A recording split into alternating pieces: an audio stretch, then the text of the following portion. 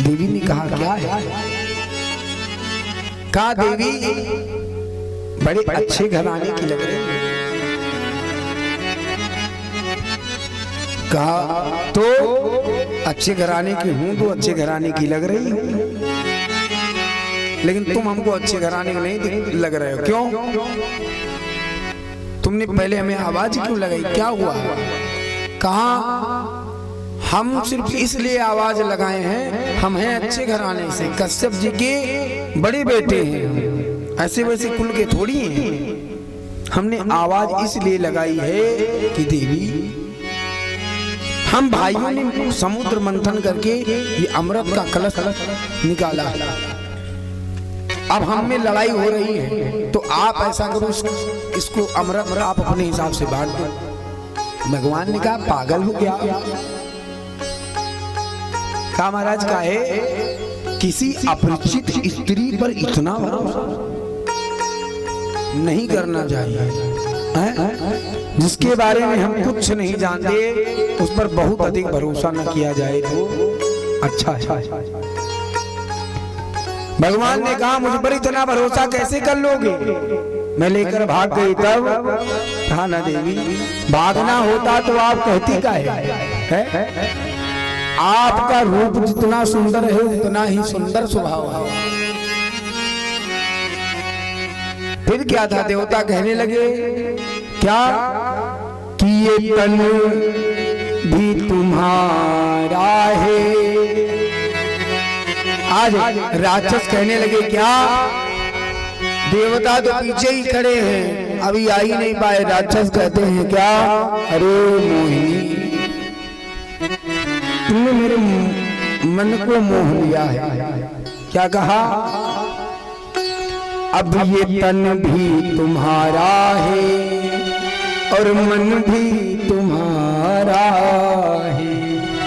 ये तन भी तुम्हारा है, मन भी तुम्हारा है। पूर्ण विश्वास है आपकी देवी, आप बांटो अमृत कलश दीजिए।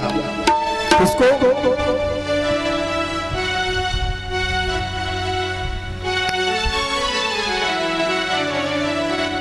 महाराज आज मोहिनी भगवान कहा कि अच्छा ठीक है पंगत के साथ बैठ जाओ। उतने में देवता आ गए। अरे रुको, ये क्या है? हमने भी समुद्र मंथन किया है भाई, इनको अकेले पिला दोगी? अब मोहिनी भगवान के सामने जो लड़े उसकी बेइज्जती है। सोचा अगर देवी के सामने लड़ेंगे तो देवी सोचेंगे गिरे खानदान से, और जो हमारा प्रेम प्रसंग भिड़ने वाला है वो रह जाएगा।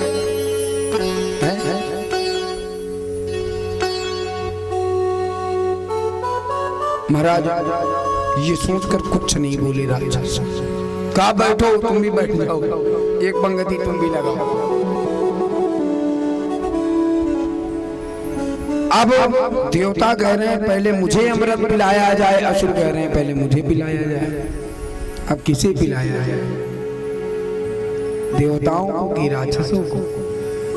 मोहिनी भगवान कह रहे हैं लड़ना हो तो ये अपना कलश पकड़ो, हम चले भैया, हमें लड़ाई झंझट के चक्कर में नहीं पकड़ा।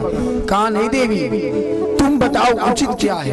मोहिनी भगवान ने कहा तो सुनो, इधर आओ पास, कान में एक बात बताऊंगा।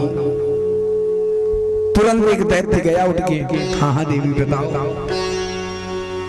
कहा इसमें ऊपर तो सब पानी पानी दिख रहा है, जो गाढ़ा गाढ़ा अमृत है, गाढ़ा गाढ़ा वो तो नीचे बैठा है। ऐसा किया जाए ये पानी वाला पिला दिया जाए देवताओं को, तो जो गाढ़ा गाढ़ा बचेगा ये पिलाएंगे हम तुम लोगों को। मोहन सवेश था, मोहिनी वाणी का ये उचित कह रही हो देवी। फिर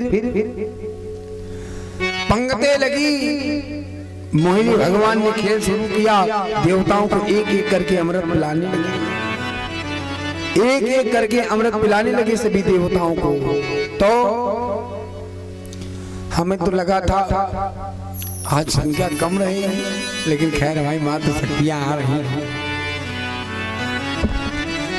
जितना भक्ति माताओं में है तो ना भैया लोगों में नहीं है। हाँ, क्यों? हमारी माताएं बड़ी भक्ति करते हैं।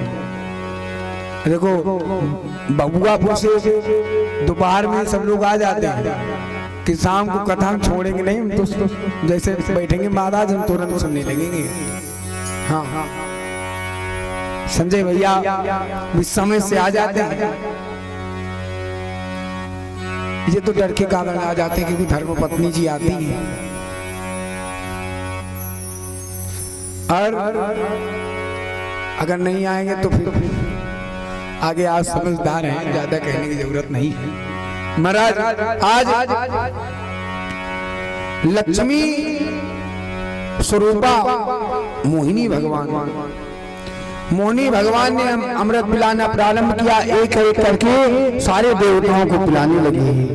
देवताओं को जब पिलाने लगे तो राक्षसों में एक स्वरभानु नाम का जो राक्षस था वो बड़ा बुद्धिमान था। तो वो राक्षस लेकिन बुद्धिमान, बुद्धि का बड़ा प्रखर था। उसने सोचा, क्या सोचा कि देवता घटाघट पिए जा रहे हैं, कहीं कुछ गड़बड़ तो नहीं है। तो सूर्य चंद्रमा के बीच में घुस के बैठ गया। सब अंजलि बांधे थे तो इसने भी अंजलि देवता का वेश बनाकर घुसा, अंजलि बांध ली। भगवान पिलाते जा रहे थे। स्वरभानु नाम का दैत्य भी अमृत पी लिया। एक तरफ सूर्य थे, एक तरफ चंद्रमा। सूर्य ने पिया, उसके बाद अगर चंद्रमा चिल्लाने लगते कि दैत्य है तो सारे दैत्य चंद्रमा को मार डालते। काहे? चंद्रमा ने तो पिया ही नहीं था अमृत। चंद्रमा चुपचाप रहे। जब स्वरभानु नाम का दैत्य पी गया, चंद्रमा का नंबर आया, चंद्रमा ने भी अमृत पिया, तब सूर्य चंद्रमा कहने लगे ये राक्षस है, ये राक्षस बीच में घुस गया है। भगवान ने तुरंत अपने विकट रूप का दर्शन कराया और सुदर्शन चक्र से स्वरभानु नाम के दैत्य का गर्दन धर सर से अलग कर दिया। अब सर अलग है, धर अलग है, दो भागों में पंडित हो गया। अमृत तो पेट जा चुका था तो मरे कैसे?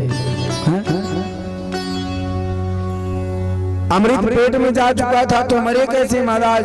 सर एक जगह हवा में चल रहा है और धड़ एक जगह। वही दोनों हुए राहु और केतु। इनकी छाया भी अगर पड़ जाए ना,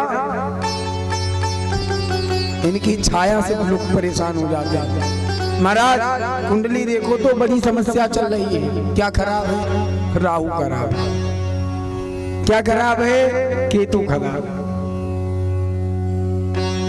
जब जब राहु आते हैं तब तक खतरनाक कार्य करके जाते हैं, ऐसे जाते भी नहीं है। महाराज सुदर्शन चक्र से काटा तो, लेकिन काटते समय भी दो भागों में विभाजित हो गया।